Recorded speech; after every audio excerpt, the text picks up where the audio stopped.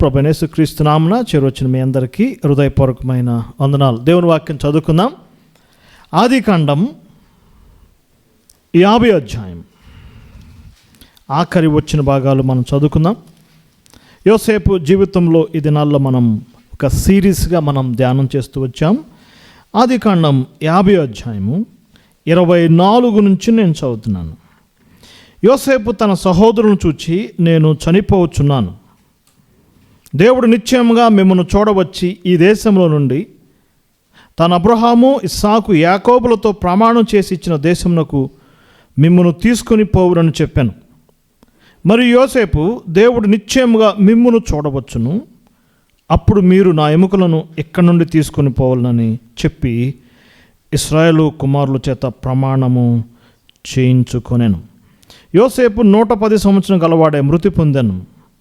వారు సుగంధ ద్రవ్యములతో అతని శవమును సిద్ధపరిచి ఐగుప్తు దేశమందు ఒక పెట్టెలో ఉంచిరి. యోసేపు తన యొక్క చివరి దినాల్లో, ఆఖరి గడియల్లో దేవుని గురించి మాట్లాడటం ఎంతో సంతోషం. దేవుడు నిశ్చయముగా మిమ్మును చూడవచ్చును. దేవుడు అనే పదం యోసేపు తన యొక్క చివరి మాటల్లో 25 వచనంలో కూడా దేవుడు నిశ్చయముగా మిమ్మును వచ్చును దేవునితో ముగించాడు. ఈ సమయమందు ద టెస్టమనీ ఆఫ్ జోసెఫ్, దేవుని గురించి యోసేపు ఇచ్చిన సాక్ష్యాల గురించి మనం ధ్యానం చేస్తున్నాం. గత దినాల్లో ద ట్రీట్ కదా, అన్నలకు ఇచ్చిన విందు ట్రీట్ గురించి మనం ధ్యానం చేశాం. ద టియర్స్ ఆఫ్ జోసెఫ్, యోసేపు యొక్క కన్నీళ్ళ గురించి మనం ధ్యానం చేసాం కదండి. తర్వాత ఏం చూసాం? ద టెస్ట్స్, అన్నలకు పెట్టిన పరీక్షలు మనం చూసాం. ఈరోజు యోసేపు జీవితంలో ద టెస్టమనీస్, దేవుని గురించి ఇచ్చిన కొన్ని సాక్ష్యాలు. కొన్ని సందర్భాల్లో యోసేపు దేవుడి గురించి మాట్లాడాడు. దేవుని గురించి మాట్లాడటం చాలా గొప్ప అంశం. ఇది నాలో మానవ ప్రపంచం ఎలా ఉందంటే, దేవుడు మాకు అక్కర్లేదన్నట్టుగా అయిపోతుంది కదా. ఈ సైన్స్ డెవలప్ అయిన తర్వాత, ఈ టెక్నాలజీ, ఈ యొక్క వీల్స్, విండ్స్, ఈ సూపర్సానిక్ విమానాలు, కమ్యూనికేషన్ డెవలప్ అయిన తర్వాత ఇవన్నీ చూస్తుంటే మానవుడు దేవునికి ఏమవుతున్నాడు చెప్పండి? దూరం అయిపోతున్నాడు. దేవా నువ్వు మాకు అక్కర్లేదు అన్నట్టుగా అయిపోతుంది. నేటి ప్రపంచ నాయకులు కూడా అలానే ఉన్నారు కదండి. గ్రేట్ డిక్టేటర్స్, చైనా అధ్యక్షుడు అసలు దేవుడిని నమ్మడు, మేమే దేవుళ్ళం అంటారు చాలామంది. మానవ ప్రపంచం స్లోగా ఎవరికి దూరం అయిపోతుందండి? దేవునికి, నిజ దేవునికి దూరం అవుతుంది. చాలా సంవత్సరాల క్రితం ఒక ఎథీస్ట్ ఒక పుస్తకం రాశాడు. దాని పేరు వెయిట్లెస్ గాడ్. ఏ గాడ్? వెయిట్లెస్ గాడ్ అంటే అర్థం ఏంటి? బరువులే దేవుడు అని కాదు, దేవునికి ఏమాత్రం వెయిట్ లేదు. ఈ చివరి దినాల్లో దేవునికి పెద్ద ప్రాధాన్యత లేదు. మనం టీవీలో చూస్తుంటే ప్రజలు ఏదో భక్తి పెరుగుతున్నట్టుగా గుళ్ళకి వెళ్తున్నారు, ఎక్కువ మంది అయిపోతున్నారు, మసీదులకు వెళ్తున్నారు, ఎక్కువ మంది మసీదులకు వెళ్తున్నారు, చర్చిలకు వెళ్తున్నారు అనుకుంటున్నాం. కానీ రియల్గా చెప్పాలంటే క్రైస్తవుల్లో దేవుని మీద భక్తి తగ్గుతుంది, హిందూ సోదరుల్లో దేవుని మీద భక్తి తగ్గుతుంది, ముస్లిం సోదరులో కూడా చెప్పండి దేవుని మీద భక్తి తగ్గుతుంది. దాదాపుగా అన్ని మతాల్లో పెద్దవాళ్ళందరూ తల్లబట్టుకుంటున్నారు. యువత అంతా దేవునికి ఏమవుతున్నారండి? దూరం అవుతున్నారు. ఒక పెద్ద సమస్య అవుతుంది. రానున్న దినాల్లో ఎథియిజం ఎక్కువైపోయింది. యూరప్ కాంటినెంట్ ఇప్పుడు ఎక్కువగా ఇటువైపు తిరుగుతుందండి. దేవుడు లేడు. మరి ముఖ్యంగా యవనస్తులు, దేవునితో మాకు సంబంధం లేదు, ఈ లోకంలో ఓ ప్రాణమా తినుము, త్రాగుము, సుఖించుము, నో గాడ్. దేవునికి దూరం అయిపోతున్నాడు మానవుడు. ఈ 2025 దేవునికి దూరం అవుతుంది. కానీ లేఖనాల్లో ఒక వ్యక్తి దేవునికి చాలా దగ్గరగా జీవించాడు. ఆ వ్యక్తి పేరు యోసేపు. ఆయన జీవితంలో దేవుణ్ణి ఏ విధంగా గుర్తెరిగాడు, దేవుణ్ణి ఏ విధంగా గ్రహించాడు, దేవుణ్ణి ఏ విధంగా పరిచయం చేశాడు, కొన్ని సంగతులు మనం చూసినప్పుడు రియల్గా చాలా ఆశ్చర్యపోతాం. జోసెఫ్ లైఫ్ ఇప్పుడు కూడా భక్తులు చదువుతుంటే ఆశ్చర్యపోతున్నారు. ఆయన లైఫ్ చదివే కొద్దీ లేఖనాల్లో ఇంకా ఆయన గురించి తెలుసుకోవాలని అనేక మంది ప్రయత్నాలు చేస్తున్నారు, అనేకమైన కామెంటరీస్, అనేకమైన సెర్మన్స్. ముఖ్యంగా మా నాన్నగారు అయితే యోసేపు జీవితం మీద ఎన్నో హండ్రెడ్స్ ఆఫ్ సెర్మన్స్ ఇచ్చాడు. ఇప్పటికి కూడా చాలా ఆసక్తిగా ఉండటానికి ఇష్టపడుతుంది. కారణం, యేసు ప్రభు తర్వాత బైబిల్లో మనల్ని ఎక్కువగా ఆకట్టుకునే వ్యక్తి ఎవరండి? యోసేపు లైఫ్. ఆది కాండంలో 1/4 హిస్టరీ అంత ఎవరి గురించి ఉంది? Joseph life. లాస్ట్ 1/4, 50 చాప్టర్స్లో 1/4 ఎంత మార్టిన్? 1/4, 50లో 1/4 ఎంత? 12 more than 12 chapters Joseph life చెప్పబడింది. ఈ జోసెఫ్ లైఫ్లో 3 కీలకమైన అంశాలు ఉన్నాయి. అబ్రహాముకు దేవుడు ప్రత్యక్షమయ్యాడు, ఇస్సాకు దేవుడు ప్రత్యక్షమయ్యాడు, యాకోబుకు దేవుడు ప్రత్యక్షమయ్యాడు. యోసేపుకి ఒక్కసారి కూడా దేవుడు ప్రత్యక్షం కాలేదు. ఎవరెవరు ప్రత్యక్షమయ్యాడండి? అబ్రహాము ప్రత్యక్షమయ్యాడు. 7 గ్రేట్ రెవల్యూషన్స్. దేవుడు అబ్రహాముకి 7 సార్లు ప్రత్యక్షమయ్యాడు. ఇస్సాకు ప్రత్యక్షమయ్యాడు, యాకోబు ప్రత్యక్షమయ్యాడు. నెవర్ వన్స్ యోసేపుకి దేవుడు ప్రత్యక్షం కాలేదు. అయినా యోసేపు దేవుని గురించి గుర్తెరిగాడు. అంతేకాదు, అబ్రహాము దేవుడు అని రాయబడింది, ఇస్సాకు దేవుడు రాయబడింది, యాకోబు దేవుడు రాయబడింది. అబ్రహాం దేవుడు ఎన్నిసార్లు రాయబడింది ఒకసారి స్టడీ చేయండి, చాలా ఆశ్చర్యంగా ఉంటుంది. ఇస్సాకు దేవుడు ఎన్నిసార్లు రాయబడింది? మేబీ అబ్రహాం దేవుడని 25 times మేబీ, ఐ థింక్. యాకోబు దేవుడని 13 times. ఇజ్రాయేల్ దేవుడని 190 times. యోసేపు దేవుడని ఒక్కసారి కూడా రాయబడలేదండి. దేవుడు ప్రత్యక్షతలు ఇవ్వలేదు. రెండోది ఏంటి? యోసేపు దేవుడని కూడా దేవుడు అనిపించుకోలేదు. కానీ యోసేపు దేవుణ్ణి గుర్తిరిగాడు, దేవుణ్ణి తీసుకుని వచ్చాడు. మూడవదిగా, యోసేపు చరిత్ర మనం చదువుతుంటే యోసేపు ఒక్కడే సింగిల్ మ్యాన్గా ఫారిన్ ల్యాండ్లో ఉన్నాడు. ఎక్కడున్నాడు చెప్పండి? ఈజిప్ట్. దాదాపుగా 85 years, 110 years జీవించాడు. 17 సంవత్సరాలు తండ్రి దగ్గర ఉన్నాడు. దాదాపుగా 85 years ఎక్కడున్నాడు చెప్పండి? ఈజిప్ట్లో ఉన్నాడు. దూరంగా ఉన్నాడు, తాతకు దూరంగా ఉన్నాడు, తల్లిదండ్రులకు దూరంగా ఉన్నాడు, బ్రదర్స్కు దూరంగా ఉన్నాడు, ఒక సింగిల్ మ్యాన్గా ఉన్నాడు, ఫారిన్ ల్యాండ్లో ఉన్నాడు. కానీ యోసేపు దేవుణ్ణి మర్చిపోలేదు. కొన్ని సందర్భాలు మనం చూద్దాం. జోసెఫ్ లైఫ్ దేవునితో ఎంత ముడిపడి ఉంది. ఈ దినాలు ఎలా ఉందంటే, దేవుణ్ణి నమ్మితే నమ్ము, కానీ ఎక్కడ దేవుని గురించి చెప్పుకోవద్దు. అలాంటి దినాలు వచ్చేసినాయి కదా. నీ దేవుడు మనసులో ఉంటే ఎక్కడ పెట్టుకోవాలి చెప్పండి? నీ మనసులో పెట్టుకో. డోంట్ స్పీక్ అబౌట్ గాడ్ కదా. క్రిస్టియన్ కంట్రీస్లో కూడా ఇలానే తయారైపోయినాయి. అమెరికాలో దేవుని గురించి చెప్పడానికి లేకుండా అయిపోయింది. యూకేలో చెప్పండి, దేవుని గురించి చెప్పుకోవటానికి లేకుండా, దేవుని గురించి మాట్లాడలేని దినాల్లో మనం ఉన్నాం. కానీ 2200 దాదాపుగా క్రీస్తు పూర్వం, అబ్రహాము తర్వాత 250 years. ఆదాము నుంచి అబ్రహాముకు 2000, అబ్రహాం నుంచి యోసేపుకి దాదాపుగా 250 years. దాదాపుగా ఎన్ని సంవత్సరాలు చెప్పండి? 2250 సంవత్సరాలు. అది ఎవరిది? ఆదాము నుంచి యోసేపుకి. ఇప్పుడు మనం ఎక్కడున్నాం? 2025లో ఉన్నాం. ఈనాడు మన దేవునితో మాట్లాడొద్దా? జోసెఫ్ యొక్క ప్రాస్పారిటీ, జోసెఫ్ యొక్క వెలుగుదలకి కారణం ఏంటంటే హిస్ గాడ్. అంతేకాదు, 4వ గొప్ప సంగతి ఏంటంటే, యోసేపు చరిత్ర స్టార్ట్ అయిన దగ్గర నుంచి 37 అధ్యాయం తప్ప, లేకపోతే 38 అధ్యాయంలో తప్ప ఏ అధ్యాయములో యెహోవా అని పేరు లేదండి. అది చాలా ఆశ్చర్యంగా ఉంటుంది. ఏ పేరు లేదు? యెహోవా అనే పేరు లేదు కదా. మొత్తం ఆదికాండం చదవండి, 12వ అధ్యాయంలో ఏముంటుంది? యెహోవా. ఇస్సాకు గురించి ఏముంటుంది చెప్పండి? యెహోవా. యాకోబు గురించి ఏముంటుంది? యెహోవా. కారణం, దూరంగా ఉన్నాడు, ఈజిప్ట్లో ఉన్నాడు కాబట్టి యెహోవా పేరు వారికి ఏం తెలియదు, జస్ట్ గాడ్ అనే పేరు తెలుసు. ఏంటి యోసేపు జీవితంలో మనం జ్ఞాపకం చేసుకుపోయే అంశం ఏంటి? ఇంకొక ప్రత్యేకమైన అంశం ఏంటంటే, 37వ అధ్యాయంలో యోసేపుని అన్నలు హింసించినప్పుడు, యోసేపుని అన్నలు గుంటలో వేసినప్పుడు, యోసేపును అన్నలు అమ్మివేసినప్పుడు దేవుని గురించి రాయబడలేదు అసలు. ఒకవేళ మనమైతే ఏం చేసేవాళ్ళం చెప్పండి? నేనైతే, దేవా ఏం చేస్తున్నావు దేవా, నా అన్నలు కొడుతుంటే నువ్వేం చేస్తున్నావు అనేవాళ్ళం.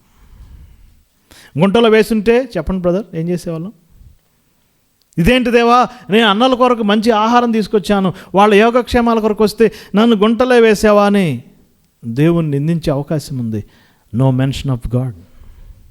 యోసేపుని ఖాళీ కడుపుతో అమ్మేశారు కదా, ఎక్కడికి? ఈజిప్ట్కి అమ్మేశారు. ఏంటి దేవా, నేను ఈజిప్ట్కి వెళ్ళిపోతున్నాను, తండ్రికి దూరం అయిపోతున్నాను, కజిన్స్కి దూరం అయిపోతున్నాను, నా బ్రదర్స్కి దూరం అయిపోతున్నాను. No God. ఆదికాండం 39 అధ్యాయంలో మాత్రమే దేవుని గురించి మెన్షన్ చేయబడింది. ఎంత గొప్ప ఆశ్చర్యకరమైన సంగతి కదండి. మనకు దేవుడు ఎప్పుడు గుర్తొస్తాడు చెప్పండి? ఎప్పుడు గుర్తొస్తాడండి? ఎక్కువగా ఏ పాటలు బాగా క్లిక్ అవుతున్నాయి బ్రదర్? వేదనలో ఉన్నానయ్యా. రూఫస్ పాల్ ఒక పాట చేశాడు, వేదనలో ఉన్నానని ఒక పాట చేస్తే ఆ పాట చాలా క్లిక్ అయిపోయిందండి, వేల మంది చూస్తున్నారు కదా. నా కన్నీళ్ళు. దేవుడు మనకు నిజంగా ఎప్పుడు గుర్తొస్తాడు? శ్రమలు, కష్టాలు, కన్నీళ్లతో. జోసెఫ్ లైఫ్ అలా లేదు. ఏ ఏ సందర్భాల్లో దేవుణ్ణి యోసేపు పరిచయం చేశాడో మనం చూస్తున్నాం. మన అంశం ఏంటి? The testimonies of Joseph. దేవుని గురించిన యోసేపు యొక్క సాక్ష్యాలు. ఇక్కడ మనందరికీ జోసెఫ్ ఒక మోడల్గా నిలబడుతున్నాడు. మొట్టమొదటి సందర్భం ఆదికాండం 39 అధ్యాయంలో యోసేపు అన్నమాట మనందరికీ బాగా తెలిసిందే. ఆ చాప్టర్ చాలా ప్రత్యేకమైనది. 38 అధ్యాయాన్ని worst chapter in the Bible అన్నారు. బైబిల్ అంతట్లో ఏ చాప్టర్ అది? వర్స్ట్ చాప్టర్, అత్యంత చెడ్డ అధ్యాయం. ఎందుకో తెలుసు కదా. యోధా ఏం చేశాడో మనకు తెలుసు. 39 అధ్యాయాన్ని good chapter in the Bible అన్నారు. యోసేపు చరిత్ర మీరు చదివితే ఇప్పుడు మనం చదువుకున్న 50 అధ్యాయంలో చనిపోయే ముందు ఎవరి గురించి మాట్లాడాడండి? దేవుని గురించి మాట్లాడాడు. తన జీవితంలో దేవుని గురించి ఎక్కడ మాట్లాడుతున్నాడంటే 39 అధ్యాయంలో. అది కూడా ఒక సెడ్యూసింగ్ ఉమెన్, ఒక స్త్రీతో, శోధించే స్త్రీతో దేవుడు యోసేపు గురించి మాట్లాడటం ఎంతో ఆశ్చర్యకరం కదా. ఈ యొక్క 39 అధ్యాయంలో యోసేపు ఒక సింగిల్ మ్యాన్గా ఉన్నాడు, ఒక స్టేవార్డ్గా ఉన్నాడు. స్టేవార్డ్ అంటే తెలుసు కదా, గృహ నిర్వాహకుడు. బైబిల్లో చాలామంది గృహ నిర్వాహకులు ఉన్నారు, కానీ అందరికంటే బెస్ట్ గృహ నిర్వాహకుడు ఎవరంటే యోసేపు. మంచి వర్క్ చేస్తున్నాడు. ఆ యొక్క అతన్ని బట్టి ఆ గృహం ఎంతో డెవలప్ అవుతుంది, ప్రాస్పర్ అవుతుంది. ఎన్నిసార్లు ఆ మాట వచ్చింది చూడండి. యెహోవా అతన్ని ఆశీర్వదించాను, యెహోవా అతన్ని ఆశీర్వదించాను, యెహోవా అతన్ని ఆశీర్వదించాను, యెహోవా అతనికి తోడైండెను. విలియం టిండేల్ గారు ఇంగ్లీష్లోకి యొక్క మాటలు ట్రాన్స్లేట్ చేసినప్పుడు జోసెఫ్ లక్కీ ఫెలో అని రాశాడంట. ఆ దినాల్లో ట్రాన్స్లేషన్ ఏమని రాశాడండి? The Lord is with him అని ఉంటుంది ఇంగ్లీష్లో, కేజీవీలో. అంతకుముందు ఇంగ్లీష్లో ఏమని రాశాడు చెప్పండి? Joseph lucky fellow. యెహోవా అతనికి ఎలా ఉన్నాడు? తోడై ఉన్నాడు. ప్రతి వస్తువుని డెవలప్ చేస్తున్నాడు. ఒక దినం ఏం జరిగిందో మనకు తెలుసు. 9వ అధ్యాయం 9వ వచనం చూడండి. 39:9. అతని భార్య అతనితో అంటున్నప్పుడు, నీవు అతని భార్య అయినందు నిన్ను తప్ప మరి దేనిని నాకు అప్పగించను, కాబట్టి నేనెట్లెంత ఘోరమైన దుష్కార్యం చేసి దేవునికి విరోధముగా పాపము కట్టుకొందును. యోసేపు ఆమెకు తన దేవుణ్ణి పరిచయం చేశాడు. టెస్టమనీ. ఎక్కడికి? ఫతిఫరో ఇంట్లోకి దేవుణ్ణి తీసుకొచ్చాడు. ఎవరండి? యోసేపు. అబ్రహాముకి, ఇస్సాక్కి, యాకోబుకి దేవుడు ప్రత్యక్షమవుతా వచ్చాడు, కానీ ఇక్కడ యోసేపే దేవుణ్ణి చెప్పండి ఫతిఫరో ఇంటికి ఇంట్రొడ్యూస్ చేశాడు. ఆశ్చర్యం ఏంటి? ఆమె అనుదినం అతన్ని శోధిస్తుంది, డే బై డే శోధిస్తుంది. ఆ మాట అక్కడ రాయబడింది. అబ్రహాము విషయంలో దేవుడు జోక్యం కలగజేసుకుని ఫరోకి వేదన కలగజేశాడు. ఆమెను ముట్టొద్దని చెప్పాడు కదండి. ఇస్సాకు విషయంలో దేవుడు జోక్యం చేసుకున్నాడు కదా. ఇక్కడ దేవుడు జోక్యం చేసుకున్నాడా? ఫతిఫరో భార్య విషయంలో, ఓమా అతనితో నువ్వు don't play games with him అని దేవుడు ఏమన్నా హెచ్చరిక చేశాడా ఫతిఫరో భార్యని? చెప్పండి. No, not at all. ఎవరు ఇంట్రొడ్యూస్ చేస్తున్నారు చెప్పండి? యోసేపు ఇంట్రొడ్యూస్ చేస్తున్నాడు. ఆమె శోధిస్తున్నప్పుడు, madam, it is sin against master. నా యజమానుడికి నేను పాపం చేసిన వాడిని అవుతాను. Not only sin against master, sin against marriage. ఇది వివాహానికి విరుద్ధమైంది. మూడవదిగా ఇట్ ఈస్ అగెనెస్ట్ గాడ్. ఎవరికి అగెనెస్ట్? ఇది దేవునికి విరోధమైన పాపను ఎలా చేస్తాను? ఈ టెస్టిఫైయింగ్. అప్పుడు ఆమె అందంట, చాలా పిచ్చిదానిలాగా చేసిందంట, ఆహా దేవుడా, హూ ఈజ్ గాడ్? హో ఫుల్, ఒరే కుర్రోడా, ఒరే young fellow, who is god? దేవుడా? దేవుడు ఎక్కడున్నాడు రా? What nonsense are you talking? నీ కాళ్ళకు సంఖ్యలు లేపిస్తాను చూడు. లేపించిందా లేదా? మొట్టమొదటిగా ఈజ్ పర్సనల్ లైఫ్, తన వ్యక్తిగత జీవితంలో ఒంటరిగా. ఆ మాట రాయబడింది, ఇంటిలో ఎవరు లేరు. జోసెఫ్ లైఫ్లో అదో పెద్ద టర్నింగ్ పాయింట్ అండి. జోసెఫ్ లైఫ్ అంతా, తన యొక్క ఫ్యూచర్ లైఫ్ అంతా ఆ ఒక్క ఇన్సిడెంట్ మీద ఆధారపడింది. అతడు దేవునికి ఏమయ్యాడు చెప్పండి? భయపడ్డాడు. చివరికి ఏం జరిగింది మనకు తెలుసు కదా. యోసేపు ఏమయ్యాడండి? ఫరో తర్వాత సెకండ్ ఫరో అయ్యాడు. దేన్ని బట్టి?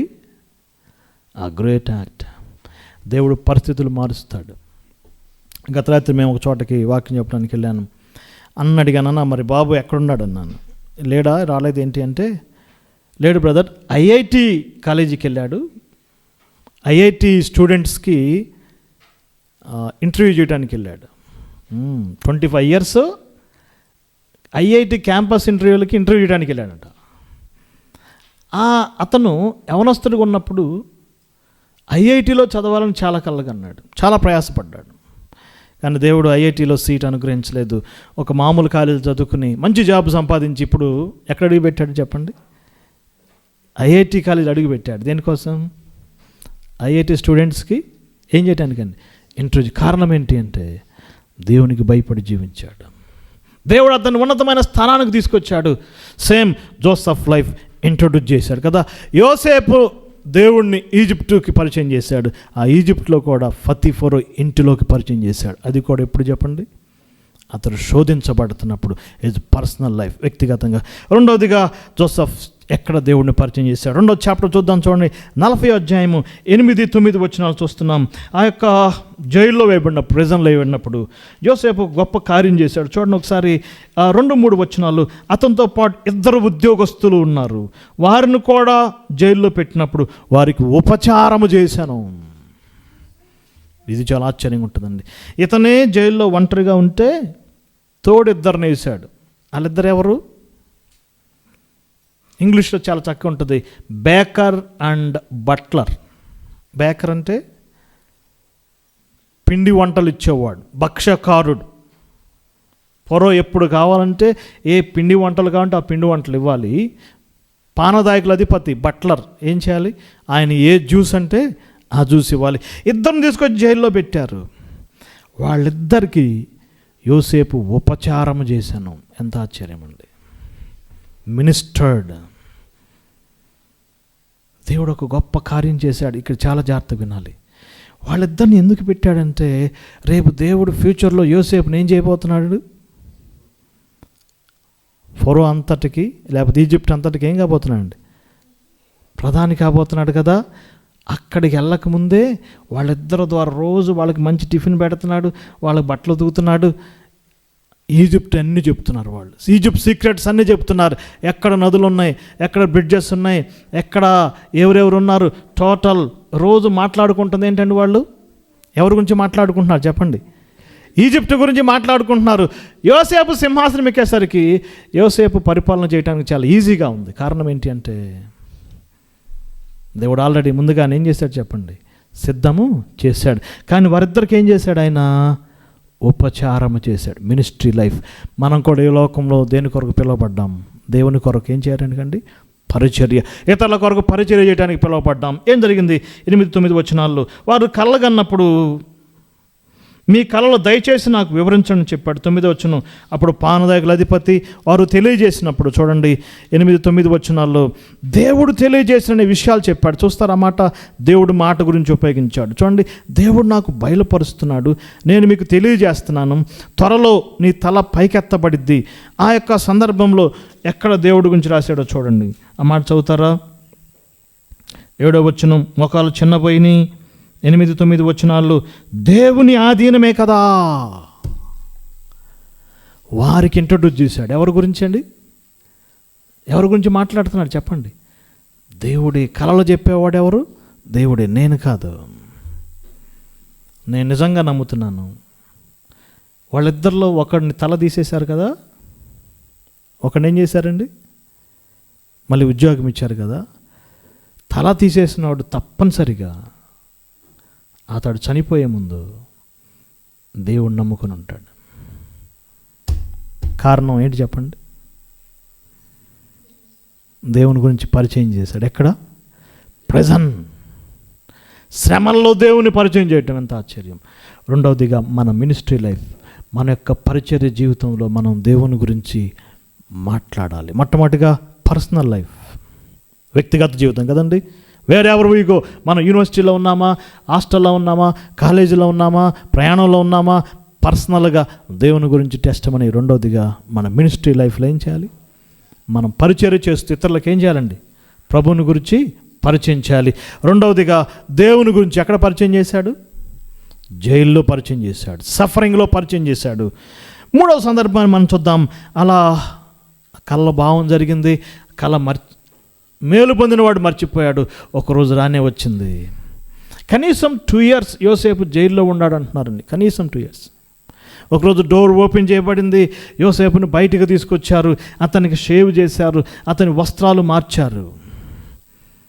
ఇప్పుడు నేరుగా తీసుకొచ్చి ఎవరి దగ్గర పెట్టారు చెప్పండి? ఫరో ఎదుట పెట్టారు. మీరు చదవండి, ఆదికాండం 41 అధ్యాయం 13 నుంచి మీరు చదివితే కనీసం 5 సార్లు యోసేపు దేవుడు గురించి ఫరోకు చెప్పాడు. ఇది చాలా కష్టం.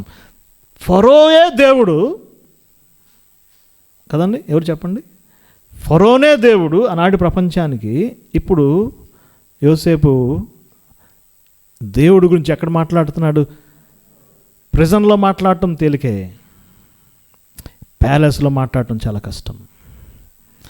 ప్యాలెస్లో కూడా ఎవరు ఎదుట? ఫరో ఎదుట. చూడండి, ఆ మాటలు చూస్తారా? 41 అధ్యాయం 13-16 వచనాలు మీ ఇంటికి వెళ్ళిన చదవండి. ఎన్నిసార్లు? కనీసం 5 సార్లు యోసేపు దేవుడు దేవుడు దేవుడు అనే మాట ఉంచాడు. చూడండి 16 వచ్చిన, యోసేపు అది నా వలన కాదు, దేవుడే ఫరోకు క్షేమకరమైన ఉత్తరం ఇస్తాడు. గాడ్ గాడ్ గాడ్ 5 నిమిషాలు మాట్లాడుంటాడు. 5 నిమిషాలు 5 సార్లు దేవుడి గురించి పరిచయం చేశాడు. ఎక్కడండి? ఎక్కడ చెప్పండి బ్రదర్స్? ప్యాలెస్లో. ఒకవేళ దేవుడు నీకు గొప్ప స్థానం ఇచ్చాడా? ఒక మంచి సీఈఓగా చేశాడా? ఒక మంచి గొప్ప ప్రాజెక్టులే మేనేజర్కి ఇచ్చాడా? ఒక గొప్ప పొజిషన్ ఇచ్చాడా? మాట్లాడే సమయం వచ్చింది. ఎవరి గురించి? దేవుని యొక్క శక్తి గురించి, దేవుని యొక్క ప్రభావం గురించి, దేవుని యొక్క మహిమను గురించి వివరించే సమయం వచ్చినప్పుడు మనం కూడా ఏం చేయాలండి? వివరించాలి. ఫరో షాక్ అయిపోయాడు. వెంటనే ఏం జరిగింది? 42 వచ్చిన చూడండి. అతని చేతిలో ఉన్న ఉంగరము తీసి యోసేపు చేతిని పెట్టి సన్నపు నార బట్టలు తొడిగించి అతని మెడకు ఏం చేశాడు చెప్పండి? బంగారు గొలుసు వేయించాడు. అంతకుముందు ఏమున్నాయి? కాళ్ళకి ఇనప సంఖ్యలు ఉన్నాయి. ఇనప సంఖ్యలు ఉండేని ఆదికాండం లేదు, కానీ కీర్తన గ్రంథం రాయబడింది. అక్కడక్కడ రాయబడిని మనం జ్ఞాపకం చేసుకోవాలి. ఇప్పుడు యోసేపు స్థానం హెచ్చించబడింది కదా. ఫ్రమ్ ప్లాట్, అన్నదమ్ములు ప్లాట్ వేసి, ప్లాట్ అంటే ఏంటి? కుట్ర చేశారు. Plot to present palace. దేవుని గురించి మాట్లాడాడు. మూడవ సందర్భం అతని యొక్క ఇవాంజలికల్ లైఫ్, సౌవార్తిక జీవితం. మనం కూడా సమయం దొరికినప్పుడు ఏం చేయాలండి? ప్రభువుని గురించి ఇతరులకి పరిచయం చేయాలి, రక్షణ విధానాన్ని తెలియజేయాలి, దేవుని యొక్క ఔన్నత్యం తెలియజేయాలి. ఇది మూడవ సందర్భం కదా. ఫస్ట్ది ఎక్కడ? పర్సనల్ లైఫ్, వ్యక్తిగత జీవితం. రెండవదిగా మినిస్ట్రీ, పరిచర్య జీవితంలో. మూడవదిగా ఎవాంజలికల్ లైఫ్. నాలుగవ సందర్భం ఏం జరిగిందో మనకు తెలుసు. ఇప్పుడు యోసేపు ఉన్నతమైన స్థానానికి వచ్చాడు. చెప్పినట్టుగానే కరువు వచ్చింది. అన్నలు రానే వచ్చారు, మొత్తం 10 మంది వచ్చారు. నాలుగో సందర్భం చూడండి, 41 అధ్యాయం 42 అధ్యాయం 18 వచనం. అన్నలు వచ్చారు, మొత్తం 10 మంది వచ్చారు, వారితో మాట్లాడుతున్నాడు. 18 వచనం. 3వ దినం యోసేపు వారిని చూచి నేను దేవునికి భయపడువాడను. డియర్ బ్రదర్స్ అండ్ సిస్టర్స్, పబ్లిక్గా అందరూ చూస్తుండగానే 10 మందితో మీరు అబద్ధాలు చెప్తున్నారు, మీరు ఎక్కడి నుంచి వచ్చారు, ఏంటి చెప్పండి అంటే వాళ్ళు అన్నారు కదండా, మేము మొత్తం ఎంతమంది 12 మందిమి, ఇప్పుడు 10 మంది వచ్చాం, ఒకడు ఎక్కడున్నాడు, ఇంటి దగ్గర ఉన్నాడు, ఒకడు లేడు అని వాళ్ళతో చెప్తుంటే వాళ్ళని టెస్ట్ పెడుతున్నాడు, వారిని ఎంతో చేస్తున్నాడు. పబ్లిక్గా అందరి ముందు అందరూ వినేటట్టుగా నా మాట చెప్పండి, నేను దేవునికి భయపడవాడును. ఇది మన పబ్లిక్ లైఫ్, మన యొక్క సాంఘిక జీవితంలో ప్రజలందరూ ఎదుట మనం ఇలా సాక్షిగా ఉండాలి. ఎలా ఉండాలి? దేవునికి చెప్పండి భయపడే వారికి ఉండాలి, దైవభక్తి కలిగిన వారంగా ఉండాలి. వాస్తవంగా ఆ యొక్క స్టోరీ చదువుతుంటే నాకు చాలా ఆశ్చర్యం కలిగిద్ది. ఈ చిన్నవాడు స్టేజ్ మీద నిలబడ్డాడు, స్ట్రైట్గా ఉన్నాడు, నిటారుగా నిలబడ్డాడు. ఈ 10 మంది అన్నలు ఏం చేస్తున్నారు చెప్పండి? వంగిపోయి ఉన్నారు. ఎవరి మధ్య? ఎవరు ఎదుట వంగిపోయారండి? యోసేపు ఎదుట. నిటారుగా ఉండవలసిన వాళ్ళు ఏమయ్యారు? వంగిపోయారు. కారణం ఏంటి? వారు దేవునికి భయపడలేదు. ఇదిగో కళ్ళగానే వాడు వచ్చాడు, హింసించారు, గుంటలో వేశారు, అతని కళ్ళ ఏమైపోతే చూద్దామన్నారు. దేవుడు అతని కళ్ళు ఇచ్చాడని అంశాన్ని మర్చిపోయారు, హేళన చేశారు. దేవునికి ఒక రకంగా వారు దూషించినట్టుగా ఉంది. కానీ యోసేపు అన్నమాట 4వదిగా నేను దేవునికి భయపడబోను. What a testimony. మన జీవితాల్లో కూడా యోసేపులాగా ప్రతి సందర్భంలో దేవుణ్ణి చూపిస్తూ వస్తున్నాడు. అది ఎన్నో సందర్భం? 4th సందర్భం. ఆయన దేవునికి భయపడువాడుగా మనం చూస్తున్నాం. 5వదిగా మనం చూద్దాం. చూడండి డియర్ బ్రదర్స్, 43వ అధ్యాయము 29వ వచనం. సెకండ్ టైం వారు ఇంటికి వెళ్ళారు, బెన్యామీను తీసుకొచ్చారు, ఓన్ బ్రదర్ వచ్చాడు. ఇప్పుడు చూడండి 43వ అధ్యాయం 29వ వచనం. అప్పుడు అతడు కన్నులెత్తి తన తల్లి కుమారుడును తన తమ్ముడైన బెన్యామీను చూచి, మీరు నాతో చెప్పిన మీ తమ్ముడు ఇతడైనా అని అడిగిన, నా కుమారుడు దేవుడు నిన్ను కరుణించునుగాక. ఇది ఫిజికల్ లైఫ్, మన యొక్క ఫిజికల్ రిలేషన్స్. మన బ్రదర్స్తో, మన సిస్టర్స్తో, మన తోటి వారితో మనం ఇలానే ఉండాలి. ఏముండాలండి? మే గాడ్ చెప్పండి, కర్స్ యూ, అంతేనా? మే గాడ్ చెప్పండి, బ్లెస్ యూ అంటే మనకెంత సంతోషం. కానీ మన ప్రార్థన ఎలా ఉంటుంది? ప్రభా వాడు బాగా డెవలప్ అవుతున్నాడు ప్రభా, నేను ఇంతే ఉన్నాను ప్రభా, నువ్వేం చేయి ప్రభా, అతన్ని డౌన్ చేయి, నన్ను అప్ చేయి కదా. అనేక కీర్తనలు అనేవి ఉన్నాయి, కీర్తనలు చదవండి, అట్లానే ఉంటాయి. ప్రభా వాళ్ళు పళ్ళు ఎరగొట్టు ప్రభా, వాళ్ళు దవళ్ళు ఎరగొట్టు ప్రభా, వాళ్ళ మీద ఏమి అగ్ని కురిపించు ప్రభా. ఇవి ప్రార్థనలు అండి. ఓల్డ్ టెస్టిమెంట్ ప్రేయర్స్ అలానే ఉన్నాయి. ఇప్పుడు ఓల్డ్ టెస్టిమెంట్ ప్రేయర్స్ అలా కాదు. ఏం చెప్పండి? మీ నోట ఏముండాలి?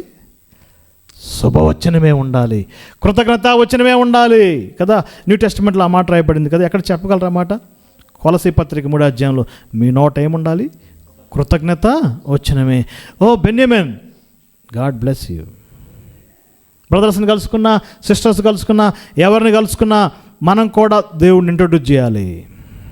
మన ఫిజికల్ లైఫ్లో, మన యొక్క భౌతిక వ్యక్తిగత జీవితంలో, మన యొక్క పర్సనల్ లైఫ్లో మనం కలుసుకునే బ్రదర్స్ అండ్ సిస్టర్స్ని మనం ఇలానే గ్రీట్ చేసుకోవాలి. అనేకమైన కీర్తనలు మనం చూస్తున్నాం.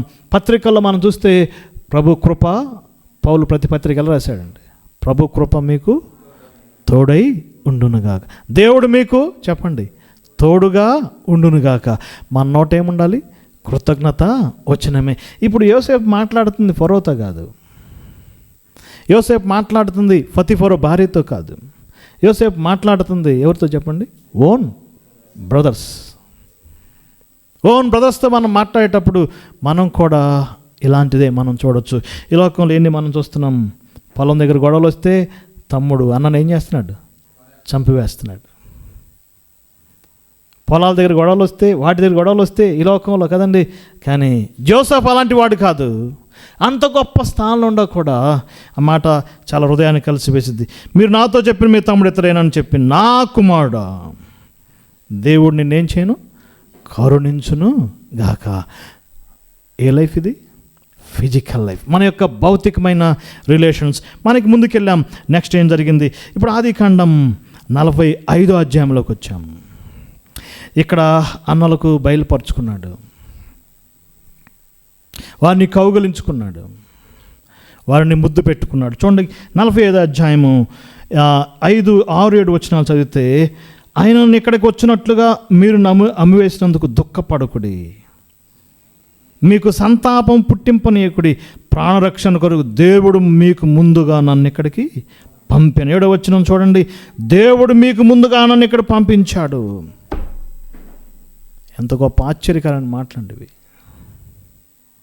నన్ను అమ్మేసినందుకు మీరేం చేయొద్దు, బాధపడొద్దు, దేవుడు నన్ను ఇక్కడ ముందుగా పంపించాడు.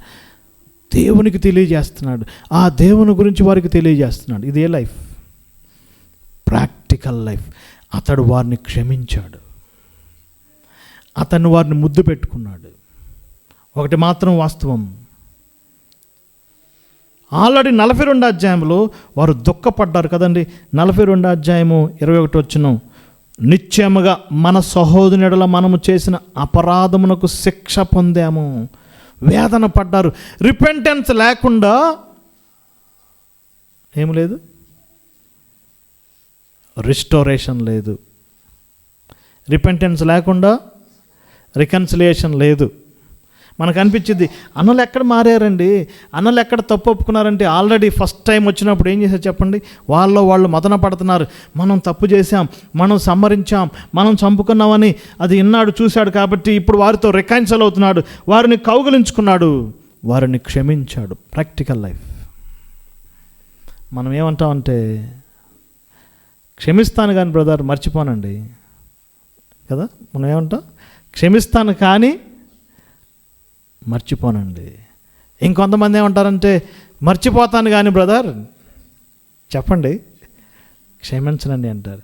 ఇంకొక 3వ బ్యాచ్ ఉంటుంది, క్షమించరు మర్చిపోరు. చాలా తక్కువ మంది మాత్రమే ఏం చేస్తారు చెప్పండి, క్షమిస్తారు మర్చిపోతారు. ఈ మాటలు మన దేవునికి ఎంత దగ్గరగా ఉన్నాయి.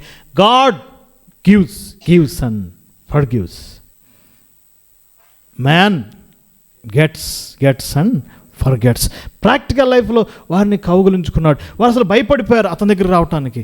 వారిని దగ్గరకు తీసుకున్నాడు, వారి మెడ మీద పడి ఏడ్చుకున్నాడు. వారికి ఎవరి గురించి చెప్తున్నాడు చెప్పండి, మీరు అమ్మివేసినందుకు నన్ను బాధపడద్దు. ఎవరు తీసుకొచ్చారు? దేవుడు ముందుగా తీసుకొచ్చాడు. ఎవరి గురించి మాట్లాడుతున్నాడు చెప్పండి. ఈ సందర్భాల్లో అసలు యోసేపు తన గురించి ఏం మాట్లాడట్లేదు. ఎవరి గురించి? గాడ్ కదా. హిస్ టెస్టిమోనీస్, అతని యొక్క సాక్ష్యాలు. ఇదే లైఫ్, ప్రాక్టికల్ లైఫ్. మన జీవితంలో కూడా మనం కూడా ఏం చేయాలి, మీరు కూడా ఒకరినొకరు క్షమించుకోండి కదా. కొలసీ పత్రికలో ఆ మాట ఉంటుంది, మన ప్రభువు శిలువలో పలికిన మాట, తండ్రి వీరిని క్షమించమన్నాడు. క్షమించమంటే కాదు, ఆయన క్షమించాడు. మనం కూడా ఏం చేయాలి, ఒకరినొకరు క్షమించుకోవాలి. అది గొప్ప సంగతి మనం చూస్తున్నాం. ఇప్పుడు నెక్స్ట్ మనం ముందుకెళ్ళాం. ఇంకా ఇయర్స్ గడిచినాయి. యాకోబు వచ్చాడు. ఇప్పుడు యాకోబుని తీసుకురావడానికి వెళ్ళారు. ఆదికాండం చూడండి 48వ అధ్యాయము 8-9 వచనాలు. యాకోబు ఇంటికి వచ్చాడు, కాయలా పడి ఉన్నాడు. ఇప్పుడు యోసేపు జీవితంలో ఒక కీలకమైన సంగతి జరిగింది. ఇది చాలా శ్రేష్టమైన 8-9 వచనాలు. ఆ మాట చూడండి. యోసేపు కుమారులను చూశాడు. ఇశ్రాయేలు చూసి ఏమంటున్నాడంటే, వీరు ఎవరు అంటే, ఈ దేశమందు దేవుడు నాకు అనుగ్రహించాడు. ఆహా, ఎంత గొప్పగా చెప్తున్నాడండి. 2 కుమారులను చూపించాడు తండ్రికి. ఏమంటున్నాడు? దేవుడు నాకు ఎక్కడ? ఈ దేశంలో. తండ్రితో కూడా ఎవరి గురించి మాట్లాడుతున్నాడు? దేవుని గురించి మాట్లాడతాడు. దీన్ని ఫ్యామిలీ లైఫ్, కుటుంబ జీవితంలో దేవుని వైపు చూడటం మనకెంతో ఆశీర్వాదకరం. కుటుంబ జీవితంలో ఆయన గృహం ఇచ్చాడా? ఆయన కుమారులను ఇచ్చాడా? ఆయన ఒక బిజినెస్ ఇచ్చాడా? ఒక లాభం ఇచ్చాడా? ఒక ఉద్యోగం ఇచ్చాడా? కుమారులు ఇచ్చాడా? కుమార్తెలు ఇచ్చాడా? గ్రాండ్ డాటర్స్ని ఇచ్చాడా? గ్రాండ్ చిల్డ్రన్ ఇచ్చాడా? వాటన్నిటిలో ఎవరిని చూడాలి చెప్పండి? దేవుని వైపు చూడాలి. యోసేపు డాడీ వీళ్ళు నా 2 కొడుకులే అనలేదు కదా. ఈ దేశమందు, ఏ దేశమందు? ఈజిప్ట్లో నాకు ఇచ్చాడు. ఒక ప్రశ్న అడుగుతాను, మీరు చెప్పాలండి. వారికి ఏం పేర్లు పెట్టాడు చెప్పండి? మనిషే, ఎఫ్రాయిం. ఈజిప్ట్ పేర్లు పెట్టలేదండి,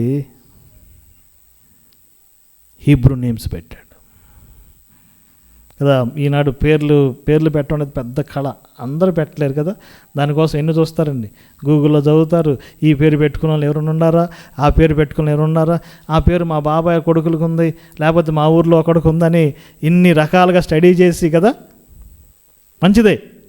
సుధాకర్ కూడా వాళ్ళ పెద్ద కొడుకు పేరు అన్నయ్య సెలెక్ట్ చేయమన్నప్పుడు సెలెక్ట్ చేశాడు. శర్వన్ అంటే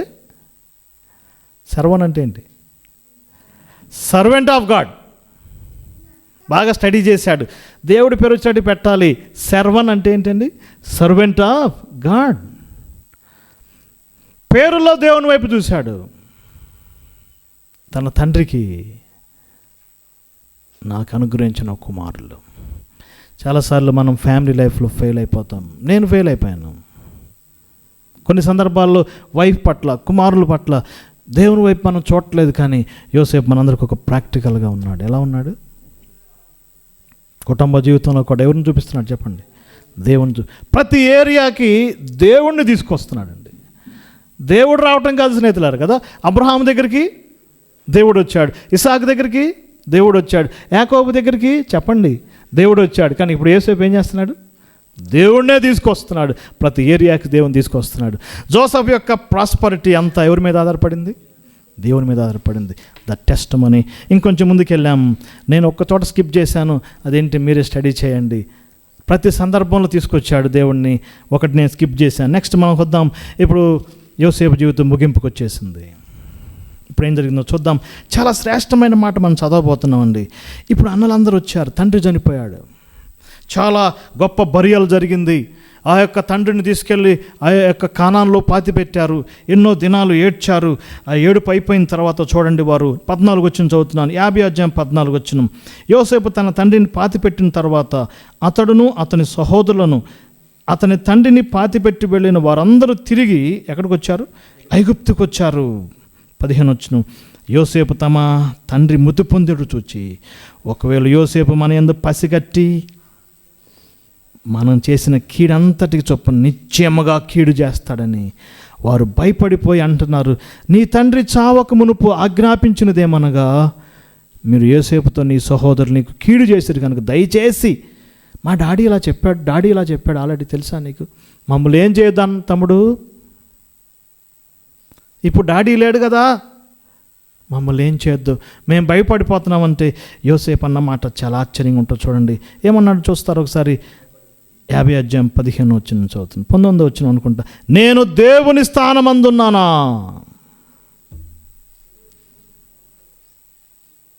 ఎంత గొప్ప. ఆదికాండం 3వ అధ్యాయం ఏంటి?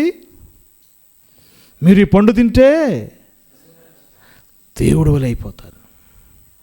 దానికి బ్యాలెన్స్ చేశాడు ఎవరు చెప్పండి? యోసేపు. నేను దేవుని స్థానంలో ఉన్నాను. నో, నేను దేవుని స్థానంలో లేను. ఇది అసెంబ్లీ లైఫ్, ఇది సంఘ జీవితం. వాళ్ళ బ్రదర్స్ అందరూ సిస్టర్స్తో కలిపి అంటున్నాడు, నేను దేవుణ్ణి కాదు, నేను కూడా మీలాంటి ఎవరిని? మానవుణ్ణి. నేను మిమ్మల్ని ఏమీ చేయను. మీరు భయపడకుడి, మీరు నెమ్మదిగా వెళ్ళొచ్చు, మీరు వారితో ప్రీతిగా మాట్లాడాను. ఇది మనకెంతో గొప్ప హెచ్చరిక అండి. మనం కొంచెం స్థానం పెరిగితే ఏం చేస్తాం చెప్పండి? లెవెల్ పెరిగింది అంటారు కదా. పల్లెటూరులో ఎక్కువ మాట అంట, ఆడు పోయాడురా లెవెల్ పెరిగిపోయింది అంటారు కదండి. నో, యోసేపు ఏమాత్రం లేదు. నేను దేవుని స్థానంలో లేను కదా. ఈనాడు అందరూ ఏ అవకాశం వచ్చినా నేను దేవుడిని అని చెప్పుకోవడానికి ప్రయత్నం చేస్తుంటే యోసేపు గారు ఏమంటున్నాడు? నేను దేవుని స్థానంలో లేను, నేను ఆల్రెడీ మిమ్మల్ని క్షమించేశాను, నేను ఆల్రెడీ మీకు హత్తుకున్నాను, మీరు భయపడకుడి. మీతో వారితో ప్రేమగా మాట్లాడాడు. దేవుడు మేలుకే దేవుడు ఉద్దేశించను. చూడండి ఒకసారి 20 వచ్చిన, మీరు నాకు కీడు చేయ ఉద్దేశించరు కానీ నేటి దినం జరుగుతున్నట్టుగా అది బహుప్రజలను బ్రతికించినట్టుగా అది మేలుకే దేవుడు ఏం చేశాడు? ఉద్దేశించి. భయపడకుడి. అక్కడ కూడా ఆ అసెంబ్లీలో కూడా వాళ్ళంతా గ్యాదర్ అయ్యి భయపడుతుంటే వాళ్ళందరూ తంటనమాట దేవుడు మేలు చేసేవాడు. ఇదే లైఫ్. ఇది మన యొక్క సంఘ జీవితంలో మనం కలుసుకున్నప్పుడు ఎవరి గురించి మాట్లాడుకోవాలండి? దేవుని యొక్క మేలు గురించి మాట్లాడాలి. జోసెఫ్ లైఫ్ ప్రతి స్టెప్ ఎవరి గురించి మాట్లాడుతున్నాడు? గాడ్. మన జీవితంలో కూడా ఆయన గురించి మాట్లాడదాం, ఆయన గురించి పాడుదాం, ఆయన గురించి కొనియాడదాం, ఆయన కీర్తిద్దాం, ఆయన గురించి సాక్ష్యం ఇద్దాం. తద్వారా మనం ఏమవుతాం? ఆశీర్వాదకరమైన మేలు అనుభవిస్తాం. ఆఖరిగా జోసెఫ్ లైఫ్ ముగింపుకు వచ్చింది. తన అన్నలను పిలిపించుకున్నాడు కదా, ఏం రాయబడింది చూడండి అక్కడే.